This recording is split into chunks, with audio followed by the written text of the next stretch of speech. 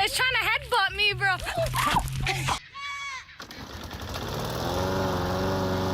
Hi, Stuart. Yes!